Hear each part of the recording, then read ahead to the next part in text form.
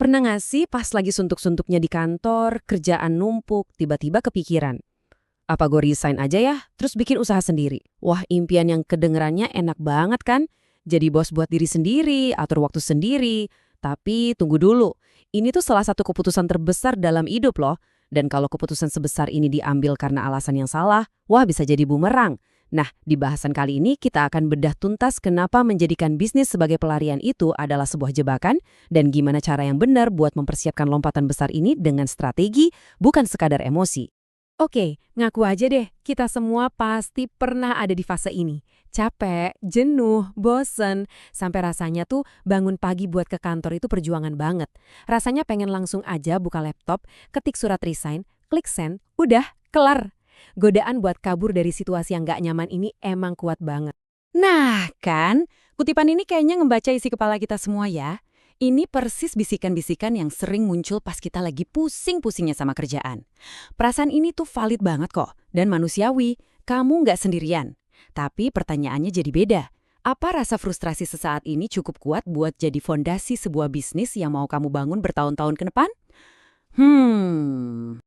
Dan disinilah letak jebakannya.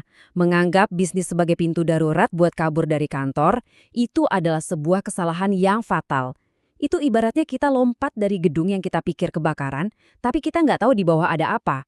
Bisa jadi kita malah mendarat di tempat yang jauh lebih runyam. Intinya tuh gini, lari dari satu masalah, misalnya bos yang nyebelin atau kerjaan yang gitu-gitu aja, seringkali cuma nganterin kita ke masalah lain yang ternyata jauh lebih rumit.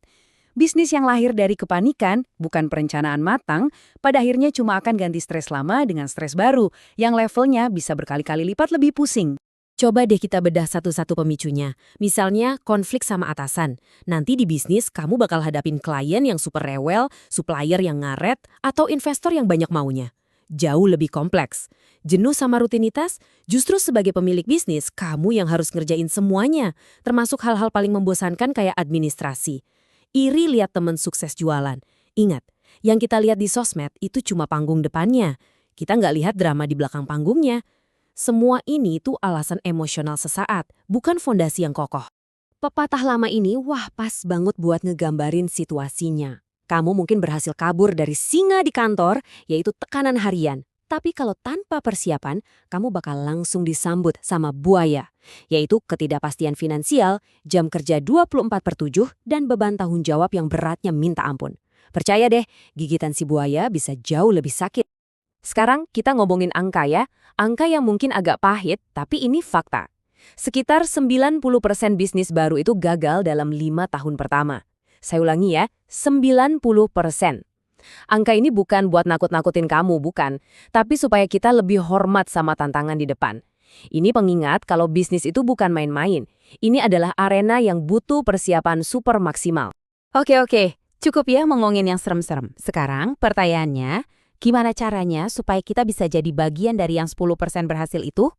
Jawabannya cuma satu, persiapan. Ada 3 pilar, 3 fondasi yang wajib kudu harus kamu bangun sebelum kamu nekat resign. Kita sebut aja ilmu, mindset, dan rencana. Fondasi pertama, ilmu. Ini bukan soal ijazah S1 atau S2 ya, ini soal pengetahuan praktis. Kamu punya produk keren, bagus. Tapi apa kamu tahu cara jualnya? Ngerti nggak cara ngitung HPP biar nggak boncos? Gimana cara ngatur keuangan bisnis? Tanpa ilmu-ilmu ini, ide sebagus apapun bisa mati di tengah jalan.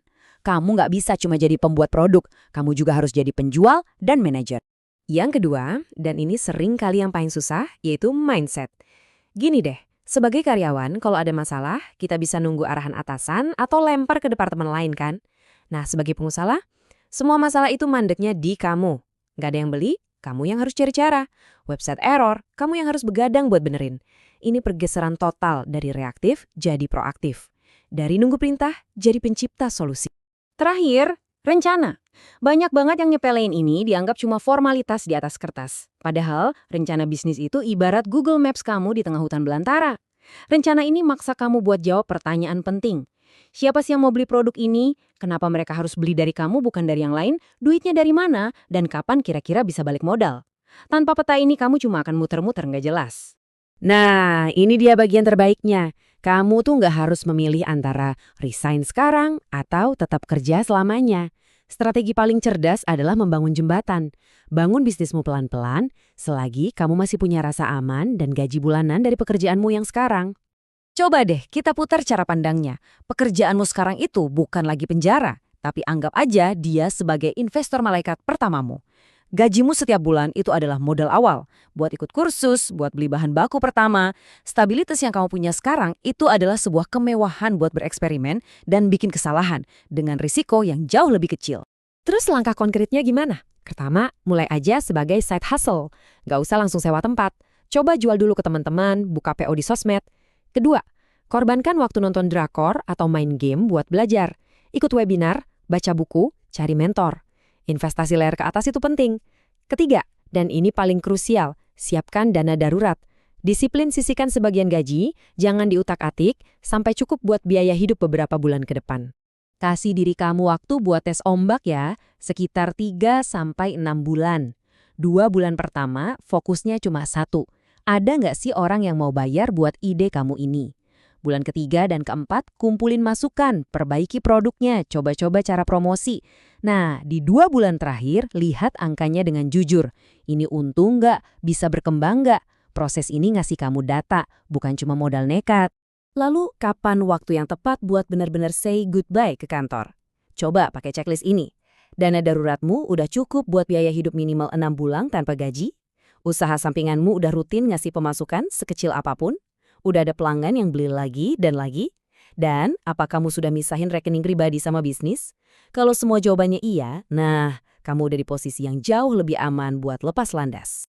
Jadi, pada akhirnya, semua ini kembali ke satu pergeseran cara pikir yang fundamental. Membangun bisnis itu seharusnya bukan tindakan pelarian. Ini harus jadi sebuah pilihan yang sadar, sebuah langkah naik kelas yang sudah kamu perhitungkan dengan matang. Coba lihat perbandingan ini, jelas banget bedanya. Di kiri, itu pola pikir yang salah. Ngelihat bisnis sebagai pintu darurat, didorong rasa takut, dan akhirnya melangkah dengan panik. Nah, di kanan, ini pola pikir yang benar. Ngelihat bisnis sebagai tangga, didorong oleh sebuah visi dan passion, dan akhirnya melangkah maju dengan penuh percaya diri. Keduanya sama-sama melangkah, tapi tujuannya dan hasilnya bakal sangat berbeda. Oke, sebagai penutup, saya mau kamu coba renungkan pertanyaan ini dalam-dalam. Tanyakan ke diri sendiri dengan sejujur-jujurnya, dorongan terbesarku saat ini adalah untuk lari dari pekerjaanku yang sekarang atau untuk berlari menuju sebuah mimpi yang lebih besar dan lebih berarti. Jawaban jujur dari pertanyaan inilah yang akan menentukan apakah langkahmu berikutnya adalah sebuah lompatan ke jurang atau sebuah langkah pasti menuju puncak yang kamu impikan.